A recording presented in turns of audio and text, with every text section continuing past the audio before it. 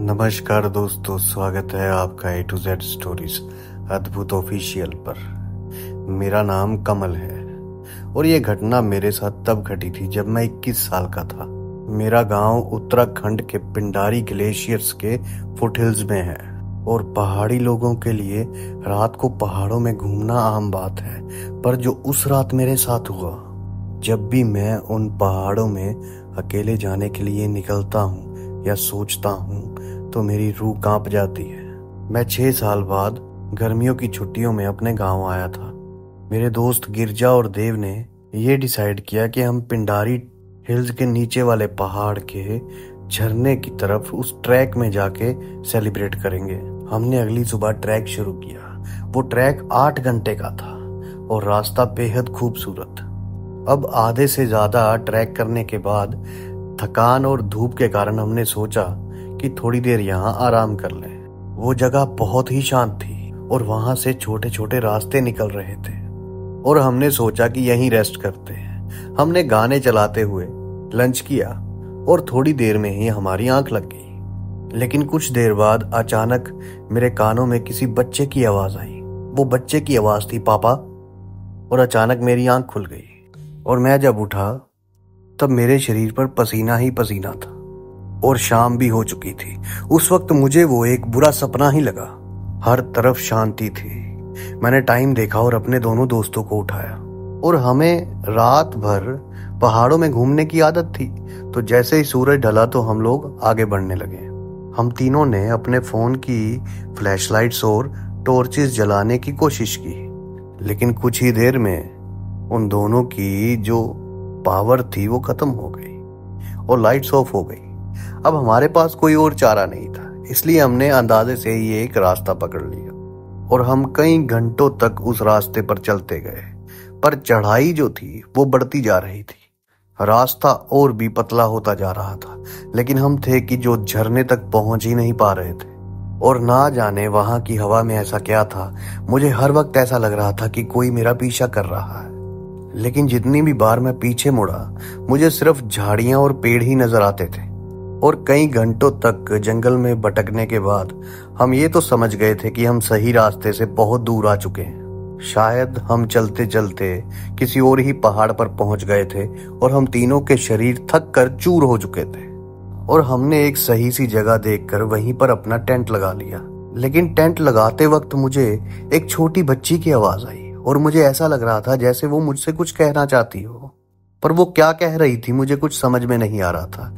मैंने इसे अपने मन का वहम समझा और खाना खाकर सो गया। टेंट के बाहर आग जल रही थी, लेकिन आगे जो हुआ वो रोंगटे खड़े कर देने वाला था। कुछ देर बाद मेरी आंख खुली और मैंने देखा कि जैसे कोई मुझे खींचकर अपने साथ ले जा रहा है। और जैसे ही मैंने देखा तो देखा कि एक भयानक दानव मुझे घसीट कर अपने साथ ले जा रहा है। और तब उस दानव ने मुझे पलट कर देखा और अपने पंजों से मेरे ऊपर वार कर दिया। लेकिन तभी अचानक मेरी नींद टूटी। तब मैं आंखें खोली और देखा कि मैं तो टेंट में ही था। मेरा शरीर पर पसीना ही पसीना था और जो आग हमने लकड़ियों से जलाई थी वो बुझ चुकी थी, पर अभी सुबह नहीं हुई थी। लेकिन जैसे ही मैंने बगल में देखा तो देव तो आराम से सो रहा था, लेकिन गिरजा वहां नहीं था। मैं अपने टेंट से बाहर निकलकर गिरधर को ढूंढने लगा, लेकिन तभी मुझे देव की आवाज आई। ऐसी आवाज आई जैसे वो चिल्ला रहा हो। मैं डर गया और जैसे ही वापस मैं टेंट में गया तो मैंने देखा कि देव तो सो रहा था। मैंने देव को उठाया और सारी बात बताई। तभी हम दोनों ने जैसे ही बाहर देखा तो हमें एक परछाई दिखी और वो ठीक उसी भयानक दानव जैसी लग रही थी जिसे मैंने सपने में देखा था। अब देव जो था उसकी डर के मारे चीख निकली और उस दानव ने उस टेंट को अपने पंजों से चीर दिया। और अब वो डरावना चेहरा बिल्कुल हमारे सामने था। गला सड़ा चेहरा और उससे भी भयानक उसके नाखून, उसके नुकीले दांत और गुस्से से लाल आंखें। वो कोई जानवर तो नहीं लग रहा था, लेकिन ऐसा जरूर लग रहा था जैसे कोई एलियन हो। हम लोग जैसे तैसे करके उस टेंट से बाहर भागे। हमें कुछ भी समझ नहीं आ रहा था कि आखिर ये हो क्या रहा है, पर हम भागते रहे और थोड़ी दूरी पर हम एक पतले से रास्ते में पहुंच गए। एक अजीब सा रास्ता था वो। और वो रास्ता बहुत ही ज्यादा स्लिपरी था। पैर हमारे फिसल रहे थे। मुझे ऐसा लग रहा था जैसे मेरे शरीर पे कुछ तीखी चीज से वार हो रहा हो। लेकिन हम भागते रहे और कुछ देर बाद झाड़ियों के बीच में जाकर गिर पड़े। लेकिन अब उस वक्त तक सब शांत हो चुका था और उन्हीं झाड़ियों के नीचे हमें एक गांव दिख रहा था। हमें अपनी जान बचाने के लिए उस गांव तक पहुंचना था।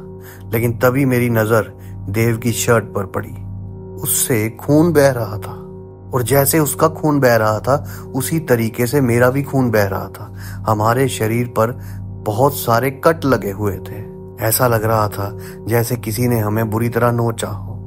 तभी हमें उसी दानव की आवाज सुनाई दी, बहुत ही भयानक आवाज करहाने की, जो झाड़ियों के दूसरी तरफ से आ रही थी। मैं और देव अपनी बची कुची जान बचाकर वहां से भागे। हम तब तक भागते रहे जब तक हमारा शरीर बेजान नहीं हो गया और हम दोनों बहुत बुरी तरीके से घायल हो चुके थे।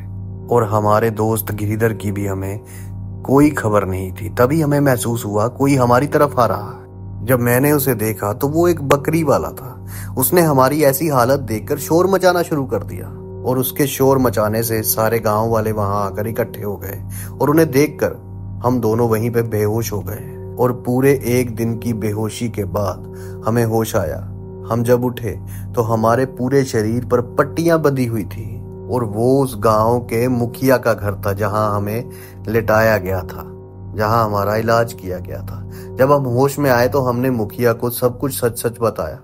मुखिया ने जब ये सुना तो सुनकर कुछ देर के लिए मौन बैठे रहे और फिर बोले कि तुम्हारा बचना कोई जादू ही था, क्योंकि उस पहाड़ में कई काले तंत्र करने वाले तांत्रिक वास करते थे और कई साल पहले एक इंसान उनको काबू करके उनकी शक्तियां प्राप्त करने गया था और उस आदमी ने वो शक्तियां पाने के लिए बहुत सारे जानवरों की बलियां दी और फिर धीरे धीरे वो वहां पे ही गायब हो गया। लेकिन गांव के लोग आज भी मानते हैं कि वो इंसान आज भी काली शक्तियों की वजह से जिंदा है और उन्हीं पहाड़ियों में अपने अगले शिकार का इंतजार करता रहता है, क्योंकि जब उसने जानवरों की बलियां दी तो उसी वक्त उसने इंसानों की भी बलियां दी।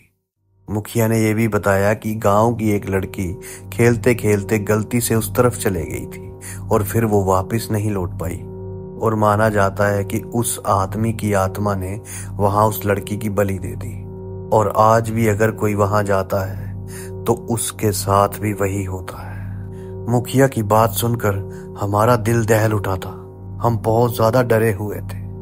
हम दोनों तो किसी तरीके से बच गए थे, लेकिन उस दिन के बाद हमारा दोस्त गिरिधर हमें नहीं दिखा और उसका खो जाने का सदमा आज भी हमें डराता है। और अब मैं कभी भी किसी अनजान पहाड़ पे घूमने नहीं जाता और खुद से ऐसा कभी कोई रास्ता नहीं पकड़ता जिसके बारे में मुझे पहले से पता ना हो। जल्दी मिलते हैं एक नई वीडियो के साथ। तब तक के लिए सबका धन्यवाद।